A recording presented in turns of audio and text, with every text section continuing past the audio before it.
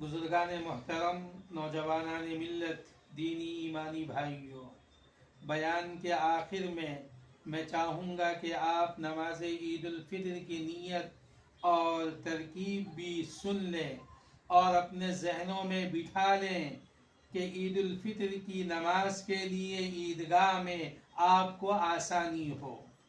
نماز عید الفطر کی نیت یہ ہے: نیت کرتا ہوں میں 2 رکعت نماز عید الفطر واجب 6 زائد تکبیروں کے ساتھ واسطے اللہ کے، تابع اس امام کے، منہ میرا قبلے کی طرف۔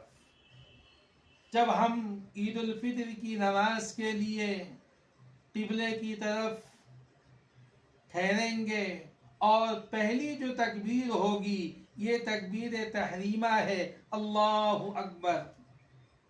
ہم ہاتھ باندھ لیں گے، ثنا کے بعد جو ہے 3 زائد تکبیریں ہیں۔ پہلی دوسری تکبیر میں ہم ہاتھ کانوں تک اٹھائیں گے، نہیں باندھیں گے۔ تیسری تکبیر میں ہاتھ کانوں تک اٹھا کر باندھ لیں گے، اور پھر قرات ہے، ضم سورہ ہے، رکوع ہے، سجدہ ہے، دوسری رکعت ہے، قرات ضم سورہ۔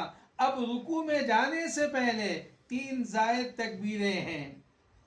تینوں تکبیر میں ہم ہاتھ کانوں تک اٹھائیں گے اور نہیں باندھیں گے۔ چوتھی تکبیر جو ہے رکوع میں جانے کی ہے، تو ہاتھ اٹھائے بغیر ہم تکبیر کہتے ہوئے رکوع میں جائیں گے۔